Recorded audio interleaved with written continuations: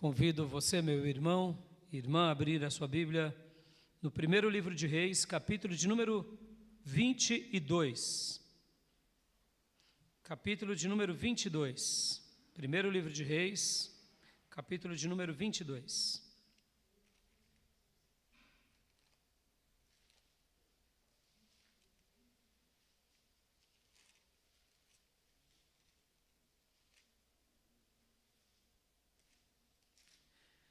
Convido meu irmão, minha irmã a abrir a sua Bíblia em primeiro livro de Reis, no primeiro livro de Reis, capítulo de número 22, e quero hoje meditar sobre esse profeta, o profeta Micaías.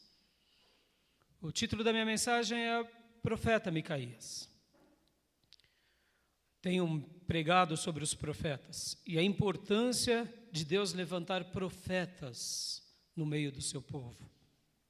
Todas as vezes que o povo de Deus começa a se perder, Deus levanta profetas para conduzir o povo.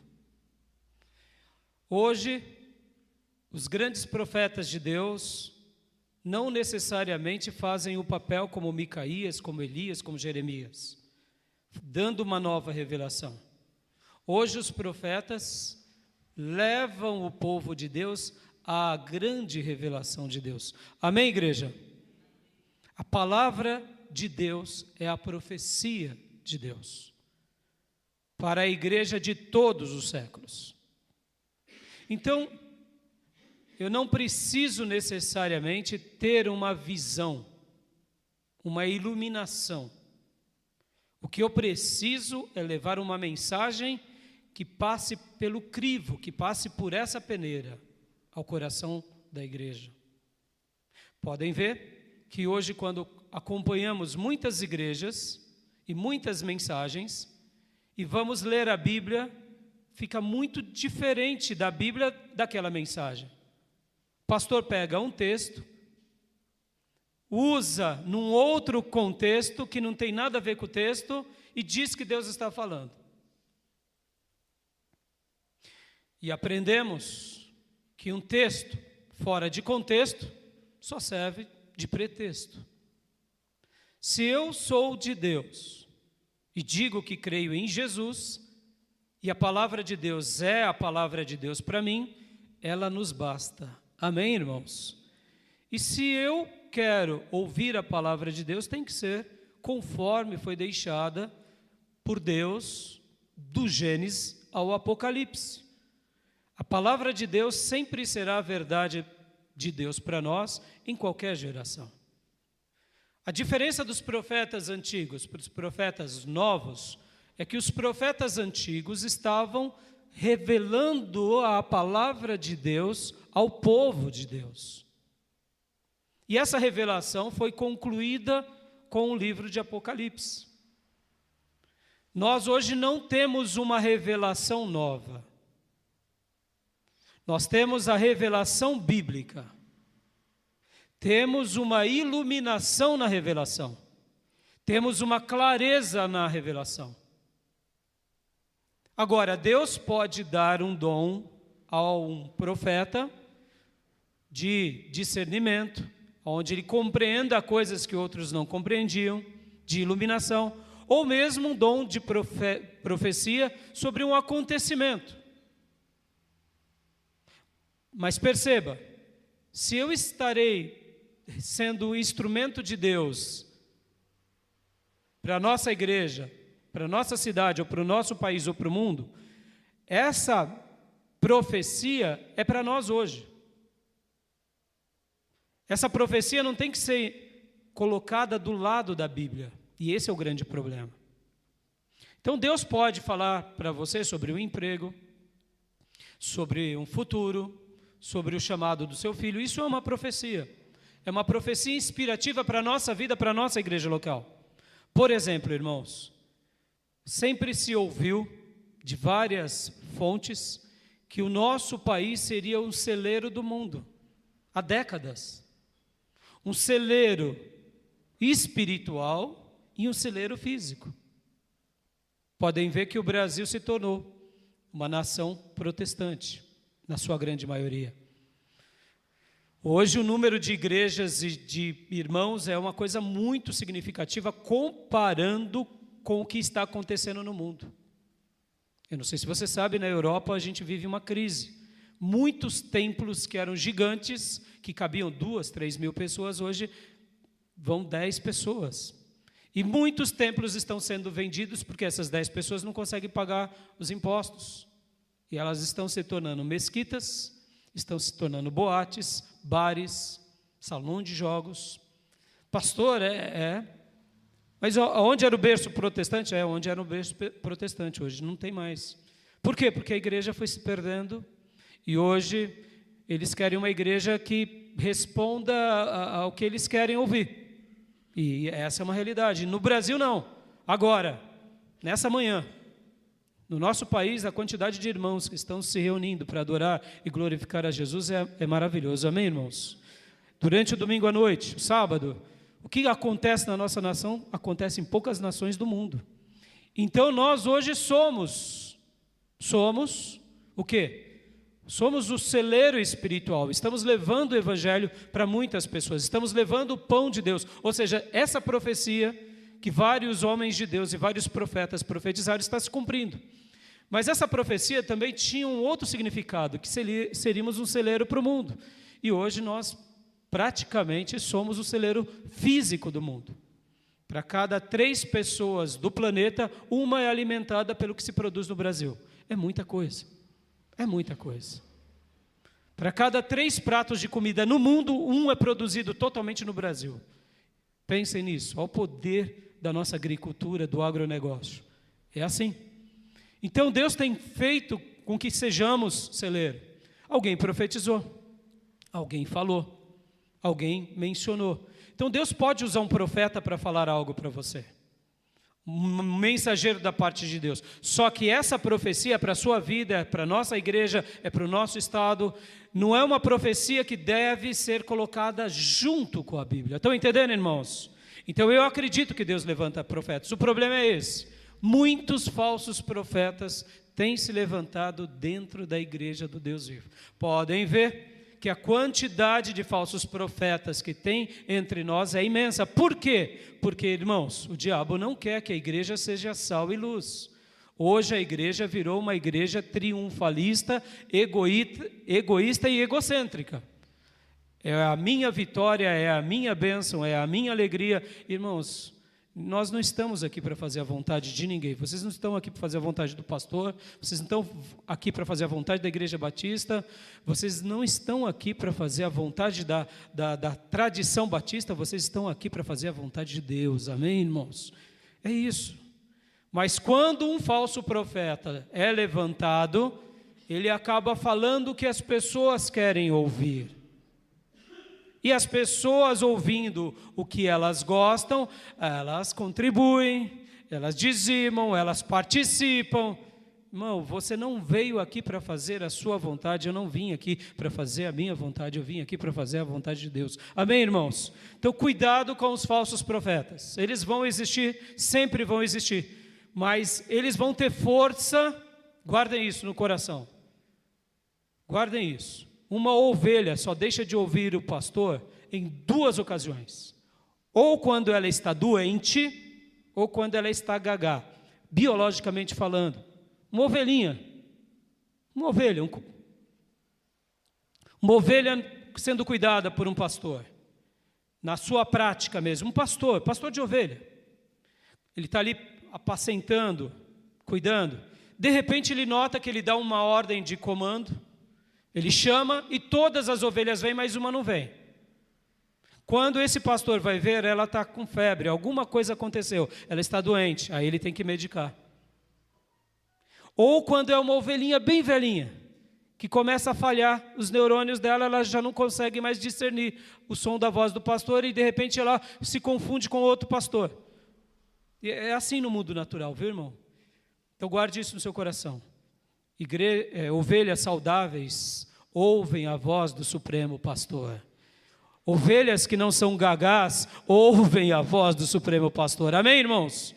Isso é até hoje. Então, falsos profetas enganam ovelhas doentes.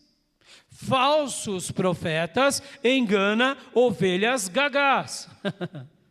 Está entendendo como a nossa mente, a nossa saúde é determinante?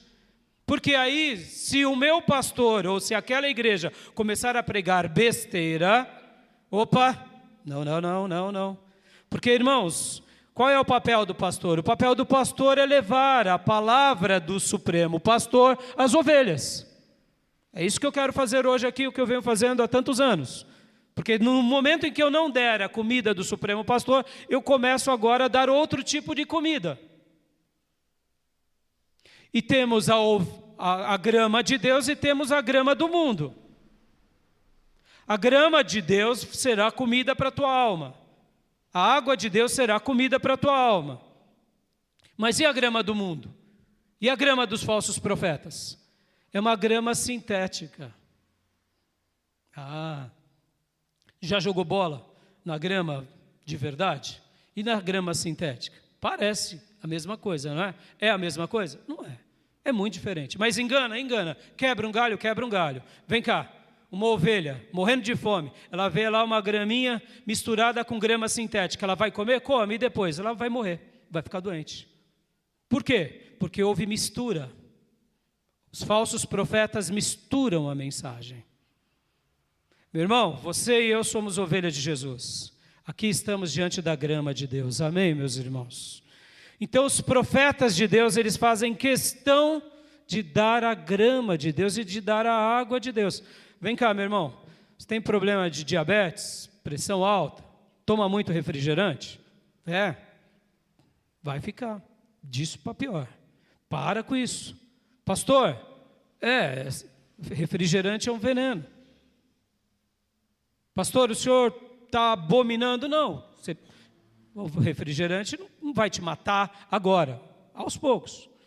Então, você não vai ficar embriagado tomando um engradado de Coca-Cola, por exemplo, ou de Fanta, ou de outra coisa. Qualquer um refrigerante. Mas isso vai te prejudicar a sua saúde. Muito açúcar, muita química. Pastor, é assim. Vem cá, Deus criou refrigerante ou criou água? Jesus e o Espírito Santo é o refrigerante de Deus ou é a água da vida? Seu corpo tem refrigerante, você nasce com refrigerante ou você nasce com água? Você é um ser praticamente de água. A gente precisa de água. Não, mas tem gente que não, só toma refrigerante. Vai ficar doente. Pastor, é sério. Escutem os médicos especialistas. Isso é sério, irmãos. Pequenas coisas podem nos adoecer. Uma mensagem, ao invés de vir água de Deus, vir refrigerante. O que é mais gostoso, pastor? Claro que é refrigerante. Claro que é refrigerante. A água muitas vezes é até difícil de beber. Mas, irmão, não tem jeito. A gente tem que comer a grama de Deus e tomar a água de Deus. Quando uma ovelha come uma grama sintética com mistura, ou bebe uma água misturada, alterada por falsos profetas, a gente vai ficar doente. E ficando doente, não vamos ouvir o Supremo Pastor. E não ouvindo o Supremo Pastor, a gente vai dar ouvido para falsos profetas. Amém, igreja? Hoje nós vamos falar de um homem de Deus que realmente fez uma diferença muito grande na história do povo de Deus. E eu quero falar sobre ele e quero abordar algo muito importante. Porque eu quero defender essa tese. O povo de Deus é também o povo do temor a Deus. Amém, irmãos? Você teme a Deus de todo o coração? Você teme mesmo, ou quem sabe você já comeu grama sintética, bebeu muita porcaria e agora você está meio doente e você tem um temor meio bagunçado. É perigoso. E eu quero mostrar para vocês que Micaías, ele era temeroso. O homem temeroso. Não se importavam com as vozes, com as críticas e nem com os reis poderosos dos seus dias. Isso me fez lembrar, enquanto eu fazia essa lição de casa essa semana, a vida de Davi. A vida de Davi. Porque Davi também era esse homem de temor. Davi tinha muito temor a Deus, amados, mas muito temor. E quem era Davi? Davi era um garoto que amava a Deus, que adorava a Deus, cuidando das ovelhinhas do seu pai. Mas ele tinha muita fé. Ele lutou contra um leão, lutou contra o urso para proteger as ovelhas do seu pai e venceu o leão e o urso. Pouquinho tempo depois, Davi viu um homem gigante afrontar o Deus de Israel e ele disse para o povo de Deus: ora, vocês vão deixar esses incircuncisos aí falar besteira contra o Deus vivo? E mandaram Davi calar a boca, ele não deu ouvido.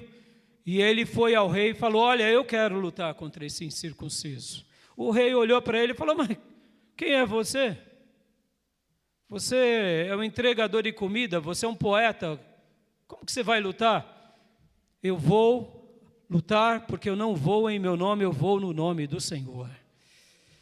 E ali Saul coloca a armadura de Saul, porque Saul era bem grandão, em Davi, fica tudo folgado. Saul dá para Davi a espada, mas Saul era grandão, devia ficar um espadão. Então imagina, sabe aquela criancinha que pega as coisas da mãe e põe a roupa do pai, sapato da mãe? Eu fico vendo uma cena bem parecida, Davi todo desengonçado. E Davi o que ele fez? Ele falou: não, as roupas de Saul é para Saul, eu vou lutar contra ele no poder de Deus. E ele vai e afronta o Golias. Com o quê? Com 5 pedrinhas de riacho. E uma funda, mas uma fé em Deus. E quando o próprio Golias vê aquele menino com pedrinhas, zomba dele. Zomba, porque também Davi devia estar com o seu cajado de pastor. Como é que você está vindo para mim, lutar comigo com isso daí, menino? E humilha Davi. E a Bíblia diz que Davi não se deixou ser afrontado pelas palavras do gigante, nem pelo tamanho do gigante, mas ele avança sobre o gigante e diz: você vem contra mim com espadas, com lanças, com escudos, mas eu vou contra você em nome do Senhor dos Exércitos. E ele pega uma única pedra e acerta na testa de Golias e ele cai, e ali depois ele vence Golias, desfere um golpe mortal sobre Golias e assim o exército de Deus viu aquele pequeno menino ter uma grande vitória para a glória de Deus. Posso ouvir glórias a Deus? E logo Saul e o povo de Deus e o exército viram: esse menino é diferente. Esse menino é diferente.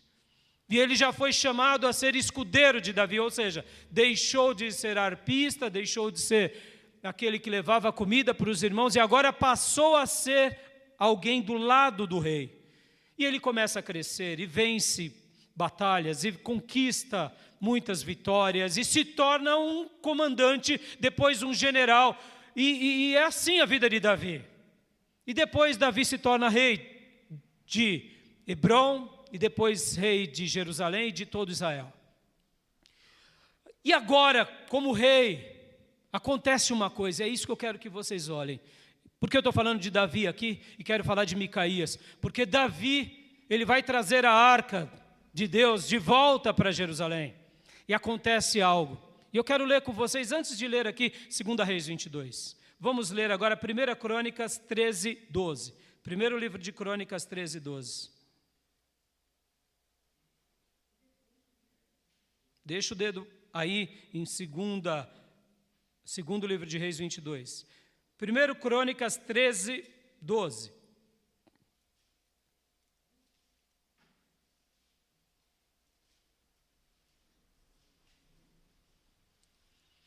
Eles estão trazendo a arca de novo. E aqui acontece algo, guardem isso. Quem era Davi? Davi era um homem de fé, um adorador, um vencedor, um guerreiro. Mas, sobretudo, Davi era alguém que temia a Deus. Que temor, pastor? Um temor sintético? Um temor sendo enganado por falsos profetas? Sendo enganado pelo próprio coração dele? Não, um temor real. Um temor pujante. Um temor que ele parava quando Deus estava realizando algo. E ele se perguntava, e agora, o que eu faço? Davi era uma pessoa extraordinária. Davi era um crente como poucos foram na história da humanidade. Mas Davi tinha temor no seu coração. Guarda isso, irmão, guarda isso. Isso é muito importante.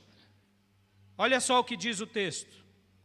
Vamos ler a partir do versículo de número 11. Davi ficou contrariado porque o Senhor, em sua ira, havia fulminado Uza. Até hoje aquele lugar é chamado Pérez-Uzá. Naquele dia, Davi teve medo de Deus e se perguntou, como vou conseguir levar a arca de Deus? Por isso, desistiu de trazer a arca para a cidade de Davi. Em vez disso, levou-a para a casa de Obed-edom de Gate. A arca de Deus ficou na casa dele por 3 meses e o Senhor abençoou sua família e tudo o que possuía. Vamos ler novamente o 12. Naquele dia, Davi teve medo de Deus e se perguntou, como eu vou conseguir levar a arca de Deus? Quem era Davi, irmãos? Davi era o ungido, poderoso, o rei, o vencedor, que toda a vida venceu. Mas quando Deus matou Uzá, porque ele encostou na arca, Davi não chegou para Deus e afrontou Deus. Ele poderia ter dito, Deus, eu sou o rei, o Senhor está acabando com a minha festa. Eu ordeno que o Senhor mude, porque eu sou rei e o Senhor me ungiu. Foi isso que ele fez? Deus, para tudo, pessoal. Como eu vou agora mexer nessa arca? Alguma coisa deve ter acontecido. Alguém deve ter falado alguma coisa. Obed-edom ou algum profeta deve ter dito, Obed-edom pode conduzir. Obed-edom deve ter dito, sim, estou aqui à disposição. E o rei dá um passo para trás. Porque ele teve medo. Estão entendendo, irmãos? Por que eu quero falar sobre isso? O povo de Deus é também o povo do temor. Amém, irmãos? Se nós perdermos o temor, não tem sentido estar na igreja. Estamos aqui marcando o passo, vivendo uma hipocrisia, porque Deus não está recebendo a nossa adoração. Deus não está recebendo o nosso culto, nem a nossa religião. Podemos fazer muitas coisas, mas se perdermos o temor, não tem sentido fazer nada. Então, vamos lá para o capítulo 22 de 1 Reis. Porque aqui vai contar uma história muito linda desse profeta. Esse profeta que tinha temor, esse profeta que tinha medo, mas ele vai levar uma mensagem ao rei de Israel e ao rei de Judá, e os 2 reis estavam com o seu temor, eu diria, bagunçado.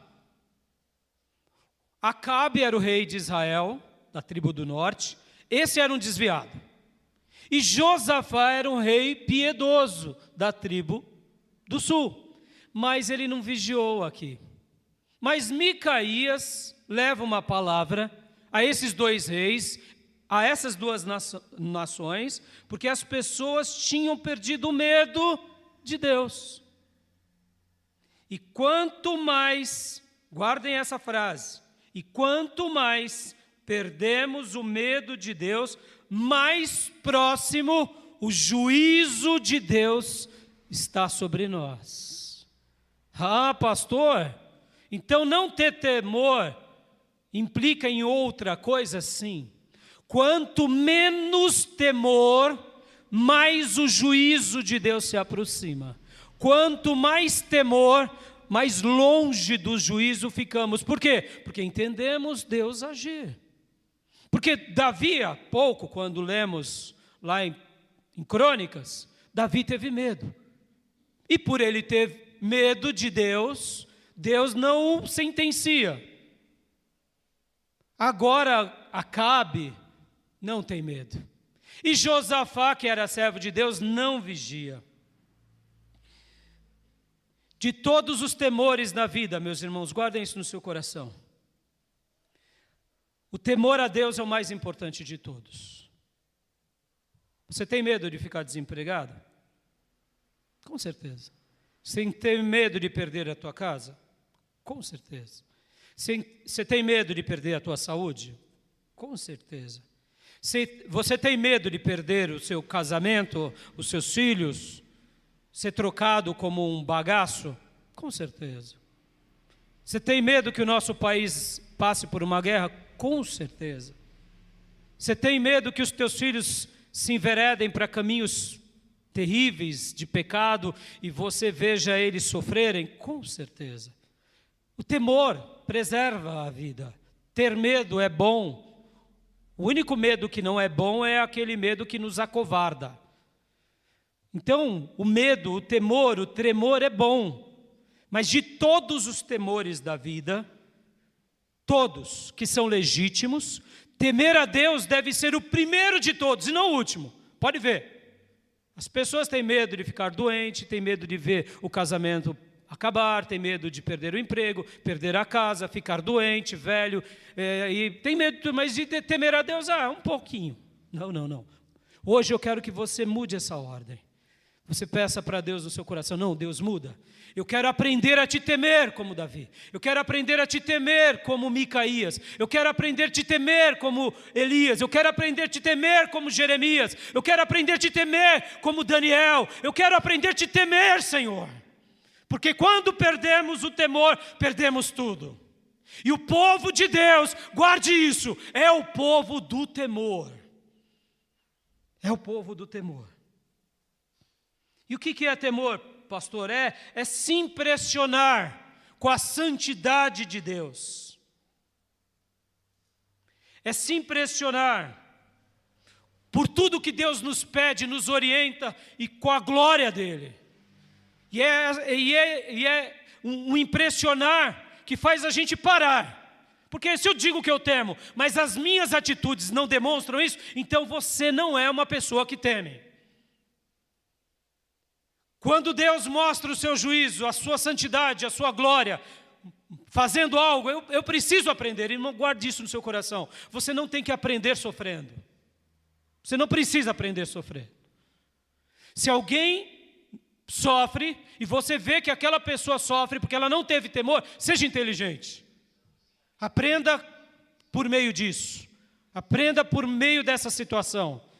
Porque aprender pela experiência é uma bênção, mas quando eu aprendo com a experiência do outro, é uma bênção maior, porque eu não preciso passar. O que eu demonstro? Eu demonstro que eu sou uma pessoa ensinável e humilde. Então, eu quero hoje trabalhar sobre isso, irmãos. Eu quero ler aqui com vocês. E vamos ler agora aqui, primeiro livro de Reis, capítulo de número 22.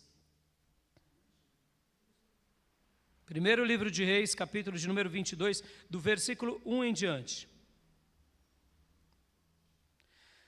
Durante 3 anos não houve guerra entre a Síria e Israel. Mas no 3º ano, Josafá, rei de Judá, foi visitar o rei de Israel. Este havia perguntado aos seus oficiais: por acaso vocês não sabem que Ramote-Gileade nos pertence e ainda assim não estamos fazendo nada para retomá-la do rei da Síria? Então perguntou a Josafá: irás comigo lutar contra Ramote-Gileade? Josafá respondeu ao rei de Israel: sou como tu. O meu povo é como o teu povo e os meus cavalos são como fossem teus. Deixa eu dar uma pausa e uma explicação histórica. Acabe, rei de Israel, estava desviado. Josafá, rei de Judá, não era desviado, pelo contrário, era um rei piedoso que servia a Deus. Mas agora que era do interesse dos dois lutarem contra o rei da Síria, porque essa região de Ramote-Gileade tinha sido dominado pelo rei da Síria.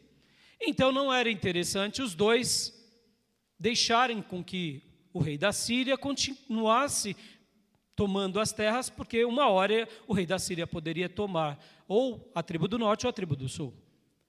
Mas onde entra a questão aqui, irmãos? Josafá. Meu irmão, Josafá, de Deus, ele devia ter orado. Ele devia ter buscado a Deus. Sabe, meu irmão, quando você vai fazer uma dívida e não ora? Sabe, minha irmã, quando você vai fazer algo e não ora? Deixa eu ensinar uma coisa aqui para vocês. Quando você vai fazer uma visita e não ora, e a visita vira um pandemônio, irmão, você é de Deus. Deus é o teu dono ou não? Pastor, eu fui fazer a obra, mas vem cá, você orou? Não, eu não preciso orar, pastor. Não, oxe, parabéns, é melhor que Davi. Davi estava pegando a arca. Deus fez alguma coisa, o que ele fez? Temeu. Pastor, é a obra de Deus, pastor, Deus me deu o dom. Você não ora para fazer? Você simplesmente vai fazendo, vai trocando pés pelas mãos? Não é temor, irmãos, não é temor. O temor é em tudo. Temos um dono ou não? Temos um rei ou não? Temos um senhor ou não? Ou somos donos de nós mesmos? Irmão, a igreja brasileira está sofrendo de um mal, o egocentrismo. Cuidado com o ego, filho. O seu ego tem que estar nas mãos do Senhor, e o meu também. Nós não fazemos o que queremos, nós fazemos o que Deus quer que a gente faça. Amém, meus irmãos? Pastor, mas não estou com vontade. Você acha que eu tenho vontade? Muitas vezes também não tenho. Mas é nessa hora que eu me ponho de joelho, peço para Ele me ajudar. O que você tem vontade, pastor? Olha, na grande maioria das vezes, eu tenho vontade de fazer a obra de Deus, mas algumas vezes não. Algumas vezes eu tenho vontade de pecar. Pastor, o senhor tem vontade de pecar? Tenho, essa carne aqui, ó. Ela tem vontade de pecar, esses olhos aqui gostam do que é errado, essa boca aqui gosta de falar palavras que não agradam a Deus. Mas o que eu tenho que fazer? Eu tenho que temer a Deus, amém, meus irmãos? É assim que a gente tem que viver. Quando eu morro para mim mesmo, eu aprendo a ser liberto do egoísmo. Aqui Josafá devia ter orado, mas não orou. E se une a um rei desviado. Vem cá, minha irmã, vem cá, meu irmão, servo do Senhor, você tem se unido à roda dos escarnecedores? E está dando risada? Por que no emprego? Não, na igreja eu não conto piada suja, pastor. Mas fora da igreja, meu irmão, com as redes sociais é uma bênção, viu, também, viu, irmão? A gente acaba vendo a vida escondida de muita gente, que tem hora que me dá vergonha. Eu falo, Deus, que é isso? Que é isso? Que é isso? Sabe qual é a minha oração? Eu falo, Jesus, antes do Senhor dar o castigo, salve essa alma miserável. Essa é a minha oração. Porque eu estou aqui pregando, e o irmão ouve, e a irmã, e não dá atenção. Eu estou tranquilo. De vez em quando chega para mim alguma ovelha desesperada, fala, pastor, você viu aquilo? Eu falo, tem hora que eu não vejo. De fato, a maioria das vezes eu não vejo. Mas tem hora eu vejo. Eu falo, vi, vamos orar. Porque, irmãos, presta bastante atenção. Uma vez eu fui chamar a atenção de um obreiro, ele dizia assim, mas o senhor não me disse, o senhor não me corrigiu. Eu tinha que ficar corrigindo ele de todo o pecado dele. Eu falei, para de ser besta, rapaz. Não preciso te corrigir a vida toda, eu te falei uma vez. Pessoas inteligentes ouvem, escutam, obedecem e praticam. Quem não é obediente é rebelde, não pratica. Irmão, eu não tenho tempo para gastar com rebelde. Pastor, é assim. Ao insensato, disse Paulo, escrevendo as cartas pastorais, aí o insensato ou insensata corrige uma ou duas vezes. Depois disso, deixai-o. Pastor, é assim. Mas é um pecador irretratável, que não tem temor. E quem não tem temor é Deus e aquela alma. Posso ouvir um glória a Deus bem alto, igreja? Eu vou continuar amando, vou continuar pregando, mas eu não fico perdendo muito tempo. Porque Jesus disse, não lancem as pérolas aos porcos, e nem deem o que é precioso aos cães. Irmãos, eu não pastoreio bode, eu pastoreio ovelhas, amém? É simples assim. Aqui, o rei de Judá, piedoso, não vigiou, não consultou a Deus. Davi teve medo ou não teve? Teve. Esse rei não teve medo. E estava se unindo com o desviado. Vai dar problema ou não vai? Ah, claro que vai. Meu irmão, seja homem, seja mulher, de quando você for tentado, você dizer para você mesmo, se você caiu no pecado, peça perdão a Deus. Mas se você não caiu no pecado, está lutando contra ele, diga, Senhor, me ajuda. Porque antes de pecar, irmãos, a gente pode evitar. Esse negócio, eu não sabia, eu não vi, que não viu nada. O diabo me pegou. Irmão, que é outra coisa que eu odeio, isso inclusive em lábios de pastores, viu? Pastores bonachões. Né, meu irmão, foi um lasco, o diabo te pegou, né, pastor, o diabo me pegou. E aí o pastor, o diabo pega mesmo, irmão. Teve um dia também que o diabo me pegou. Pegou nada, deixa de ser sem vergonha, o diabo não pega ninguém se a gente não der espaço. Seja homem antes de pecar, o diabo não peca por nós, ele já pecou, ele é irretratável. Eu peco se eu quero pecar. Agora, se eu peco e não percebo, é porque eu já estou mais do que nunca nas mãos do diabo. Meus irmãos, o povo de Deus é o povo do temor. Perdeu o temor, perdeu tudo. Perdeu o temor, perdeu tudo. Aqui a gente está diante de um rei desviado que não tinha mais temor. E de um rei crente, mas não estava vigiando. Vem cá, crente, você está vigiando? Está vigiando mesmo? Que Deus te dê sabedoria e discernimento. Então, continuando. Versículo 4.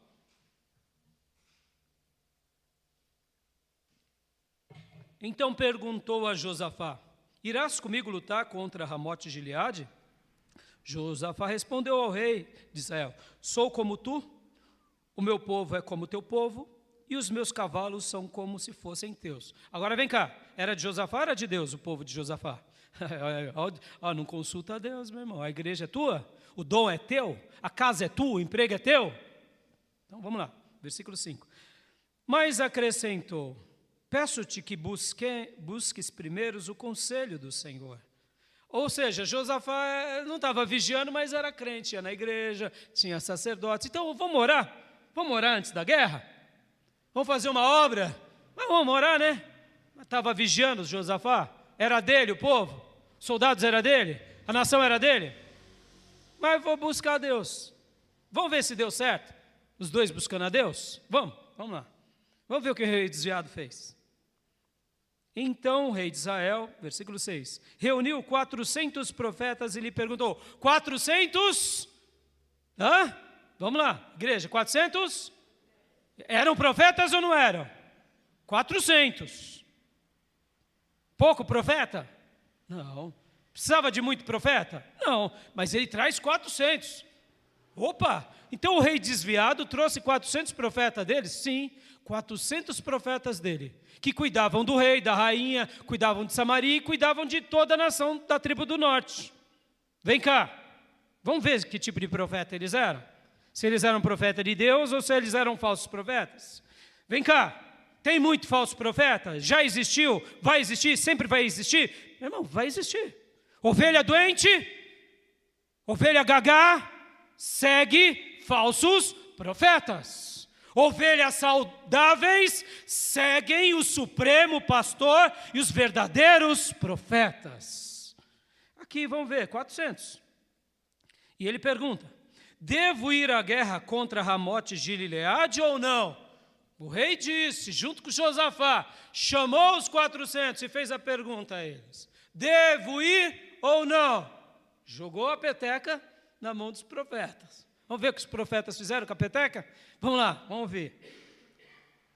Eles responderam, sim, pois o Senhor a entregará nas mãos do rei. Esses profetas estavam falando em nome de quem, irmãos? Estavam falando no nome de Baal, no nome de Aserá, no nome de Dagon. Estavam falando em nome de quem? Em nome do Senhor, o Deus de Israel, em nome do Criador, em nome do Eterno.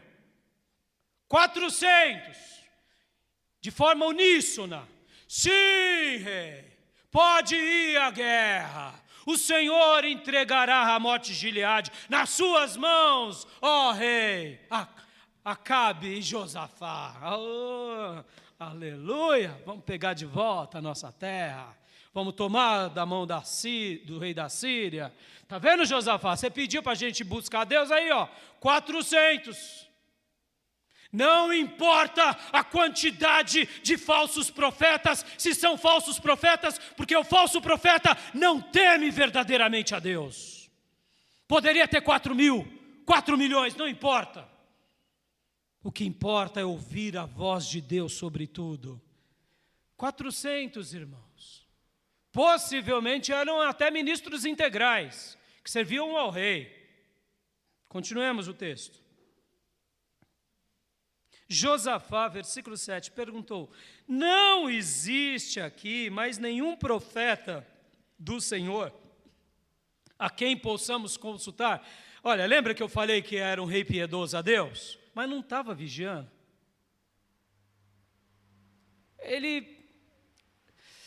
Tem alguma coisa errada aqui. Tem alguma coisa errada. Está todo mundo falando. Está bom demais esse negócio. Está muito triunfalista, vai ser muito fácil. E, irmãos, guarda isso no teu coração. O Espírito Santo de Deus testifica com o nosso espírito que somos filhos de Deus. Quando uma palavra de fato não é de Deus, antes de qualquer coisa, Deus coloca em nós uma incomodação. Fala, tem alguma coisa esquisita aqui. Esse negócio aqui está bom demais. Esse negócio aqui está meio estranho. O Espírito Santo, irmãos, é aquele que nos conduz. Em todo momento. Pastor, eu estou meio desviado. Mas eu sei que Ele fala com você. Pastor, eu ainda não me converti. Eu sei que Ele fala com você.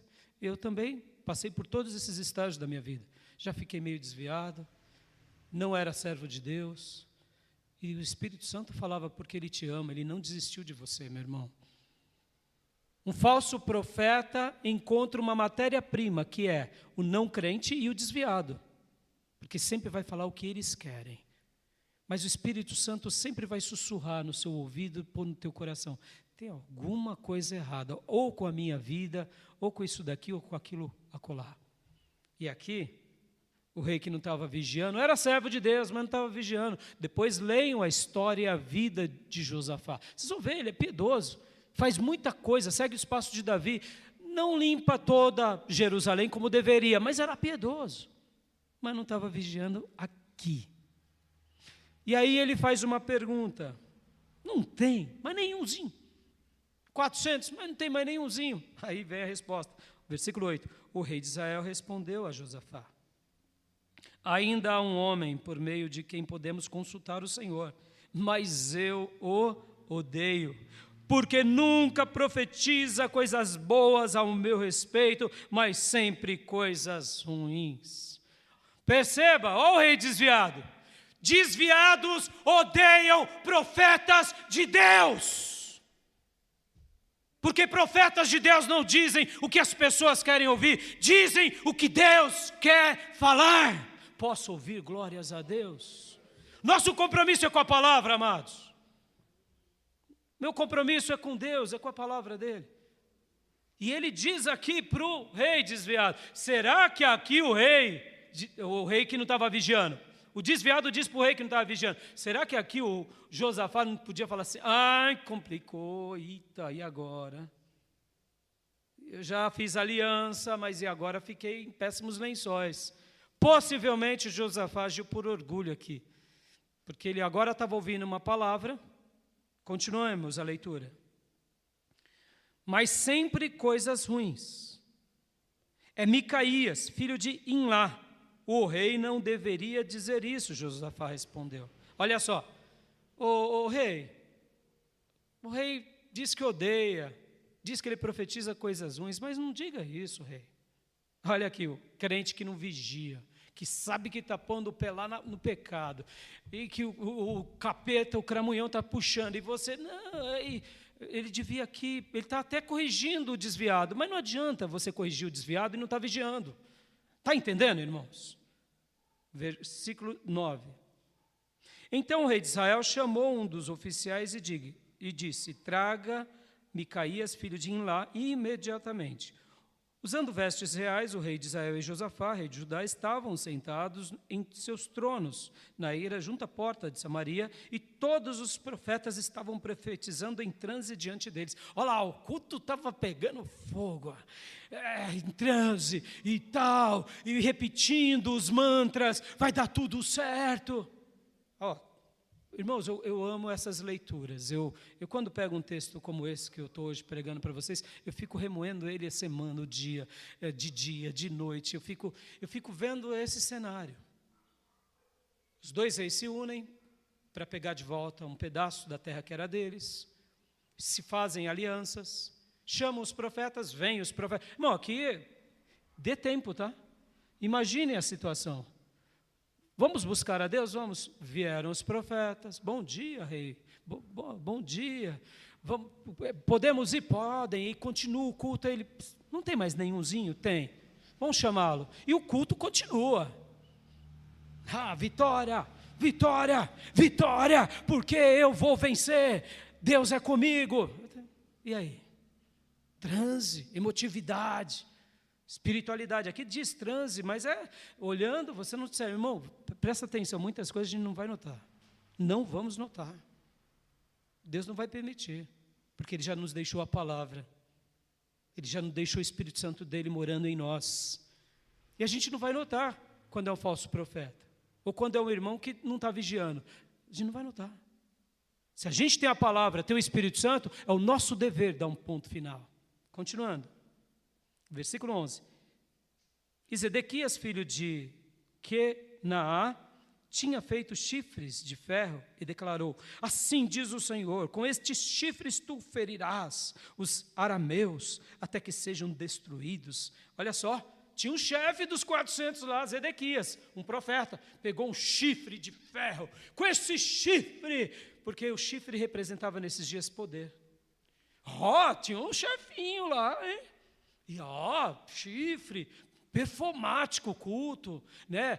Ilustração viva, né? Aplicação ali em tempo real. Não era só profecia, não era só transe, não era só algo místico, fogoso, tinha algo performático. Torre, o chifre da vitória, cálice da bênção. Recebe, irmão, o azeite da unção, o sabonete que vai te libertar. Você está todo perdido, o sabonetinho vai resolver, vai resolver. Não, pastor, vai lá na minha casa, unge a minha filha, unge a minha casa. Você está todo atrapalhado. Não é unção que vai te mudar, filho. É obediência. Sacrifício. Se Deus quisesse, Ele pedia. O maior sacrifício nós é que o obedeçamos. Posso ouvir glórias a Deus? O chifre. E aí o rei estava ali vendo tudo isso, Josafá, junto com o desviado Acabe, e enquanto isso foram chamar lá, o profetinha, o único que sobrou. Versículo 12, todos os profetas estavam profetizando a mesma coisa, dizendo: ataca Ramote Gileade e serás vitorioso, pois o Senhor entregará nas mãos do rei. Ataca, rei, vence, rei, ataca, rei, vence, rei. E aí, ao coro, rei, esses profetas, é por isso que eu dou comida para eles. Eles falam coisas boas ao meu respeito.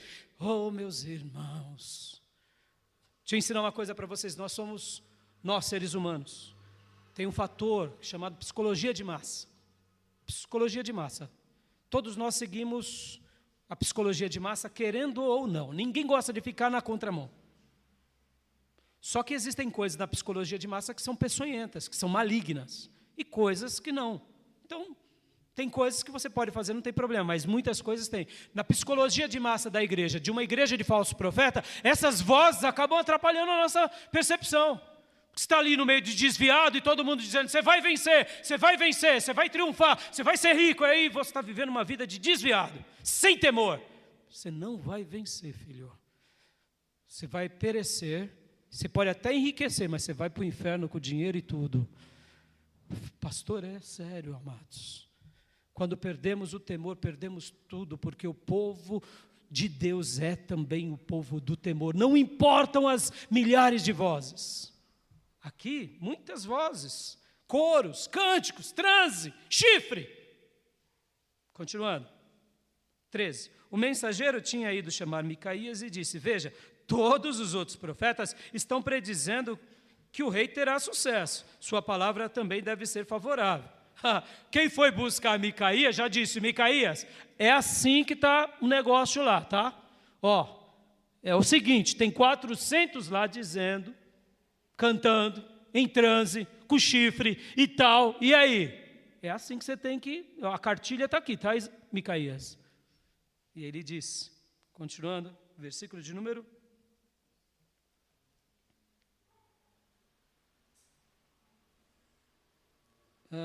versículo de número 14.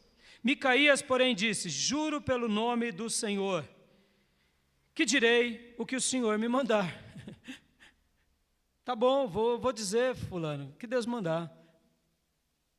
400 já estavam sendo usados pelo Senhor, então o mensageiro ficou tranquilo. 15.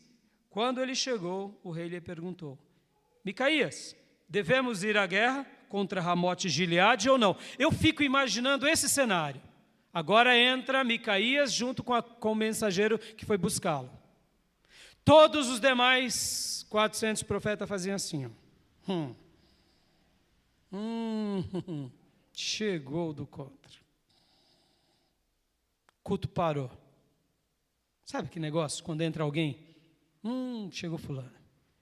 Transe, acabou, o chifre está ali. Aí o rei vê o Micaías entrando. Agora o rei fala uma palavra e todos ouvem. E aí, Micaías, vou ou não? Porque você deve ter ouvido, né? Todo mundo cantando. Vai, rei. Vence, rei. Rei. O mensageiro já tinha avisado. E aí? Ele respondeu: ataca e serás vitorioso, pois o Senhor a entregará nas mãos do rei. Eu imagino aqui que Micaías, o texto não está dizendo, mas as palavras do rei e o diálogo demonstram. Micaías fez assim: ataca, ataca, o rei vai vencer. O Senhor já deu tudo para o rei. Pastor, é errado essa santa ironia? Em alguns momentos não. Em alguns momentos a gente tem que ser. Sabe, pai? Mamãe, eu quero cuidar da minha vida. A ovelhinha chega para o pastor: pastor, quem é o senhor? Estou cansado. Eu cuido agora da minha vida. Tá bom, pode ir, filho. Cuida. Deus já te deu a vitória. Santas ironias, em alguns momentos, são legítimos. Não é legítimo quando a gente fica pirraçando o outro, tá? Pirraçando. Vai lá, vai, entender. Aí não. Mas aqui o profeta Micaías estava usando de uma santa ironia. Ataca, rei, pode atacar. Ataca. O Senhor já deu a vitória. Olha só o que acontece. O rei lhe disse: quantas vezes devo fazer você jurar que irá me dizer somente a verdade em nome do Senhor? Tipo assim, agora, para de brincar. Eu já não gosto muito de você. Agora é sério. Me diz a verdade. Porque o rei estava já... eu odeio esse camarada. Quer ver que vai vir bomba? Então Micaías respondeu: vi todo Israel espalhado pelas colinas, como ovelhas sem pastor, e ouvi o Senhor dizer: estes não têm dono, cada um volte para casa em paz. Uau! Micaías deu o recado ao rei. Tive uma visão, o povo está espalhado como ovelhas sem pastor, porque o rei é um demônio, e o povo está seguindo esse demônio. Mas tinha um desviado do lado, tinha o Josafá, que não era um desviado, mas não estava vigiando. Estava aqui, lembrem que Josafá estava do lado. Continuamos. O rei de Israel disse a Josafá: não lhe disse que ele nunca profetiza nada de bom ao meu respeito, mas apenas coisas ruins? Eu não falei, Josafá? Ai, o perturbado. Chegou o perturbado. Chegou o perturbado, de novo. Toda vez. Por isso que eu não gosto desse camarada. Eu imagino quanto ele não devia sofrer nas mãos de Acabe. Micaías prosseguiu: ouça a palavra do Senhor, versículo de número 19. Vi o Senhor assentado em seu trono, com todo o exército dos céus ao seu redor, à sua direita e à sua esquerda. E o Senhor disse: quem enganará Acabe para que ataque Ramote Gileade e lá, e morra lá? E um sugeria uma coisa e outro sugeria outra, até que finalmente um espírito colocou-se diante do Senhor e disse: eu enganarei. De que maneira? Perguntou o Senhor. Ele respondeu: irei e serei um espírito mentiroso na boca de todos os profetas do rei. Disse o Senhor: você conseguirá enganá-lo? Vá e engane-o. Olha que cena forte. Micaías dá o recado que viu o povo disperso e ainda continua dizendo a visão que ele teve. Profetas, irmãos, profetas vivem no conselho de Deus. Profetas não caminham como caminha essa sociedade. Eles enxergam coisas que poucos enxergam e eles entregam mensagens especiais. E ele tem aqui uma visão de uma assembleia divina, onde Deus estava reunido e como que nós vamos fazer isso? Irmãos, Deus ele tem os seus diálogos, tá? Deus conversa. Deus é eterno, é santo, é poderoso, mas ele tem diálogos. Pode ver que tem espíritos à direita e à esquerda. Aí um espírito diz: eu vou enganá-lo. Então Deus diz: então vá, engane Acabe. Engane Acabe. Vamos continuar?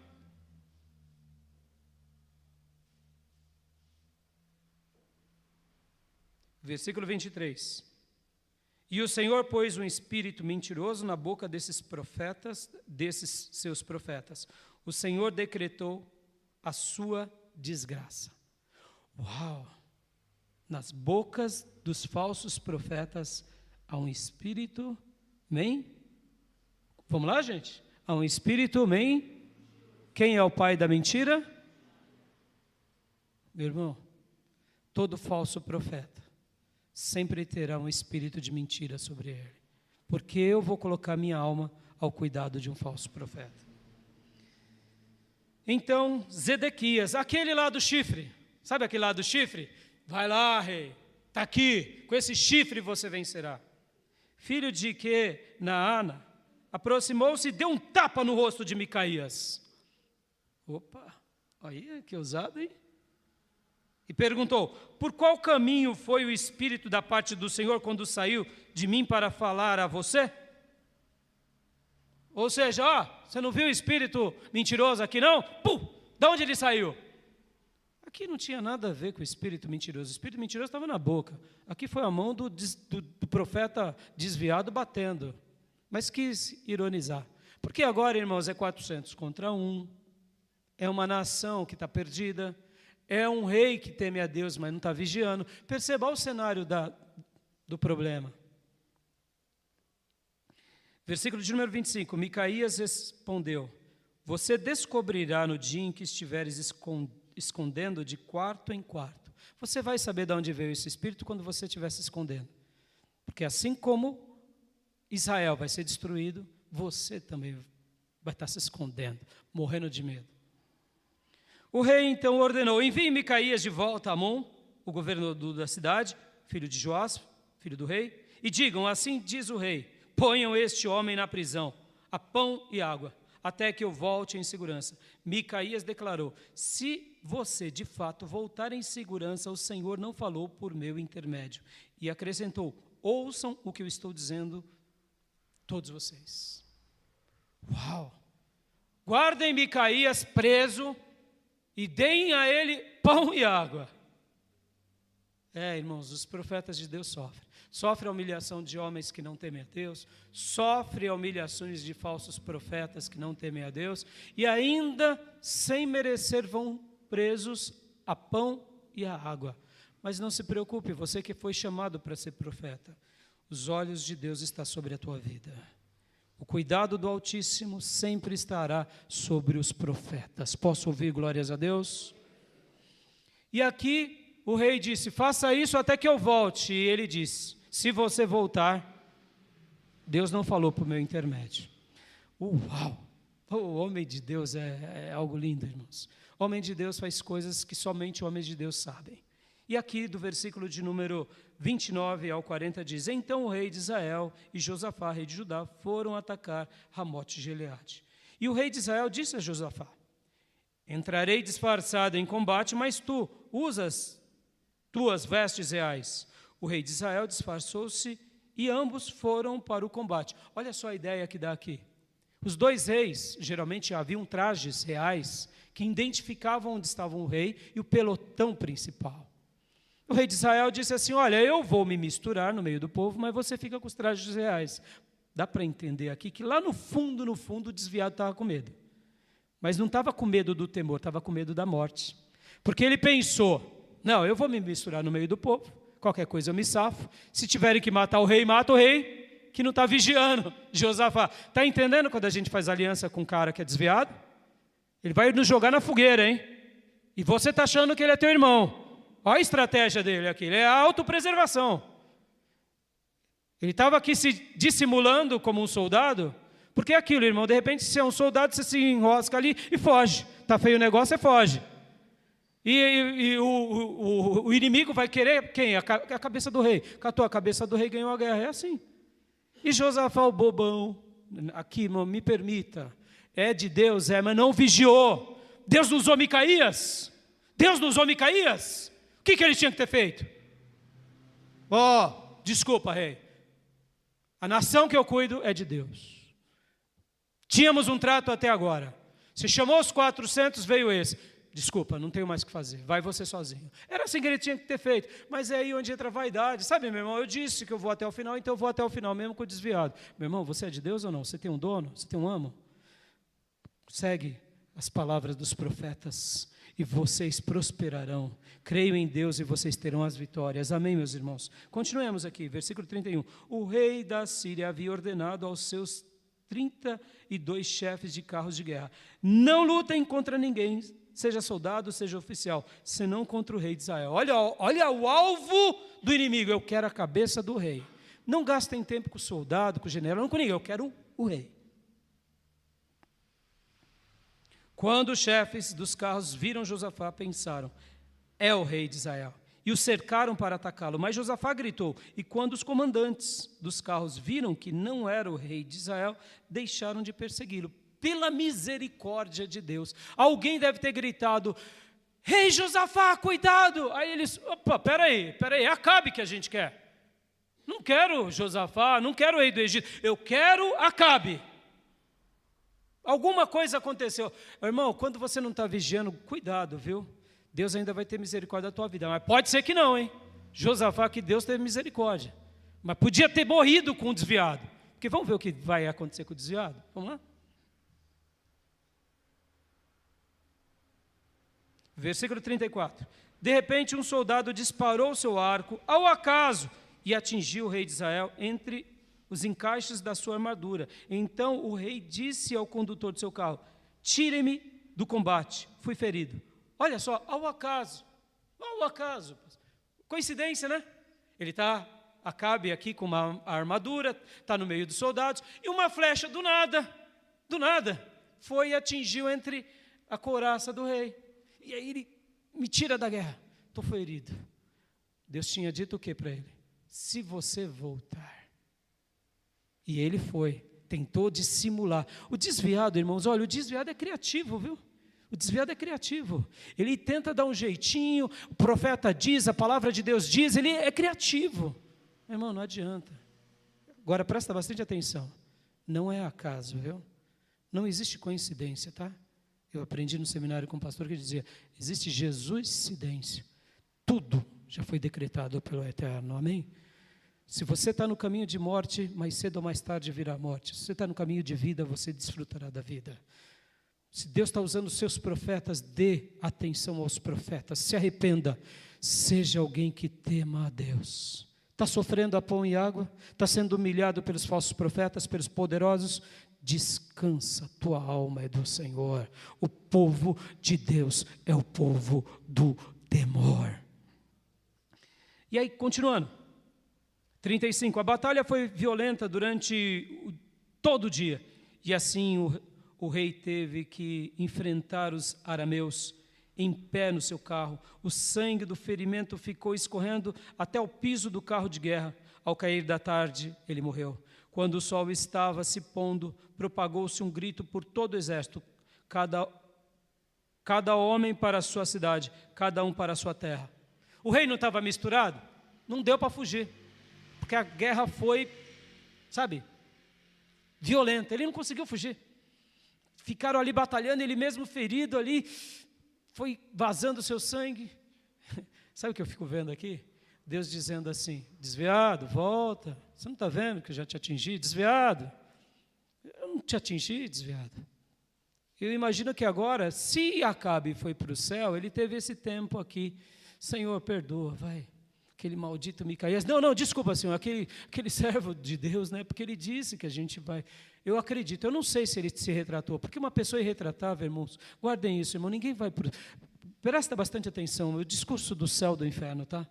Já estou terminando a minha mensagem. O inferno existe, irmãos. O inferno existe. Mas ninguém vai para o inferno porque Deus deseja isso. A Bíblia nos Evangelhos diz que Deus cria um inferno para Satanás e para os demônios. Deus não cria o inferno para uma alma humana.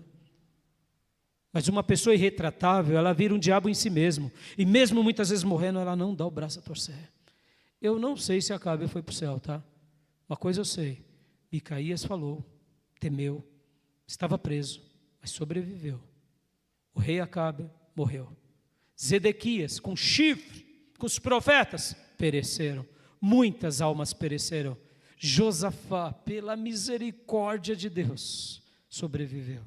Pela misericórdia. Sabe, irmãos, salvo na última hora. Mas por quê? Porque não ouviu o profeta, não deu atenção a Deus, quase pereceu. Continuando o texto. Cada homem para a sua cidade, cada um para a sua terra. Assim o rei morreu e foi levado para Samaria, e ali o sepultaram. Lavaram o seu carro de guerra num açude em Samaria, onde as prostitutas se banhavam. Os cães lamberam o seu sangue, conforme a palavra do Senhor lhe havia sido declarada. Conforme a palavra do Senhor havia declarado. Os demais acontecimentos do reinado de Acabe, tudo o que ele fez, o palácio que construiu, com revestimento de marfim, as cidades que fortificou, tudo escrito nos registros históricos do rei de Israel. Ou seja, olha quanta coisa! Mas morreu como um desgraçado. Quantas obras! Quantos profetas! Que vida miserável! Perdeu o temor, perdeu tudo. Acabe descansou com seus antepassados e o seu filho Azarias foi o seu sucessor.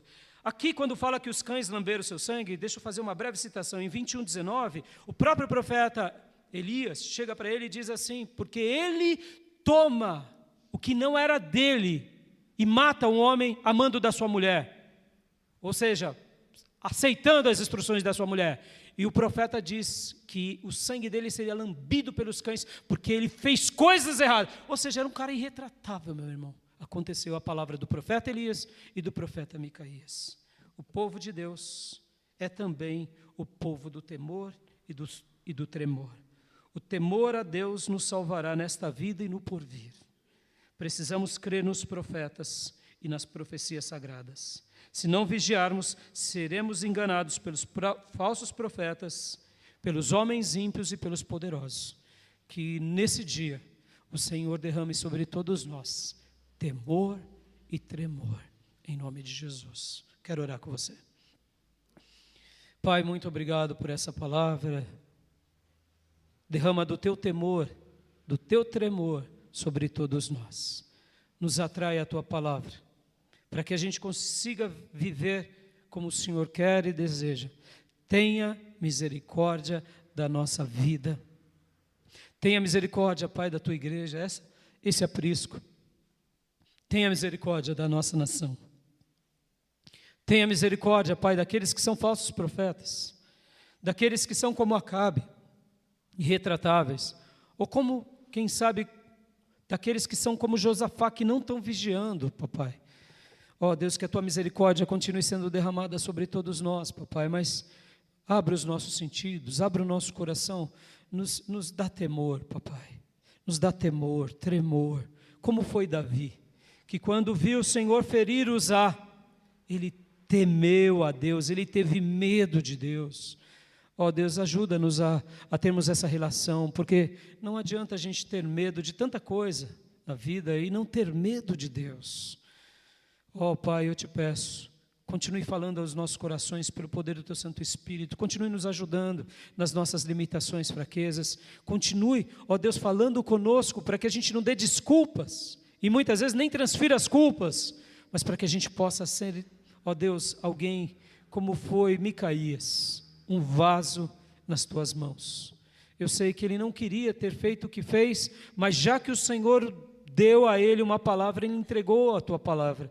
Ó Pai, aqui estou como Teu servo, aqui me incluo à Tua igreja e peço, tenha misericórdia de nós, como o Senhor sustentou Micaías, sustente a nossa vida, como o Senhor foi com Micaías, seja conosco, use-nos, Pai, como sal e luz dessa terra, tenha misericórdia da nossa vida, nos ajude, falando conosco, nos ajudando, nos conduzindo, mesmo presos, mesmo limitados, mas sabemos que seremos mais do que vencedores, porque a Tua palavra estará na nossa vida, o temor conservaremos, e nós falaremos e veremos como o Senhor deseja. É assim, Pai, que eu te peço, é assim que eu oro, é assim que eu te suplico, em nome de Jesus. Amém. Guarda essa palavra no teu coração, e continua a pedir para Deus, fala comigo, Deus, me mostra. Meu irmão, maior interessado a tua alma, não sou eu. Eu não posso te salvar. Eu não posso nem me salvar. Maior interessado na tua alma é quem morreu na cruz por você.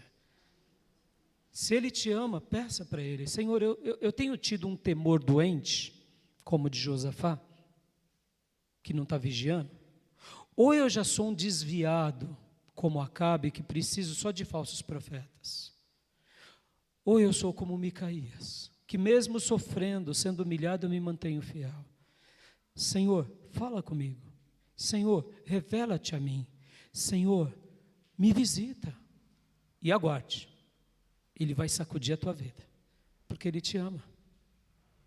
Ele te ama. Eu estou hoje aqui trazendo uma mensagem que irmãos, confesso, não é a melhor para um culto de domingo.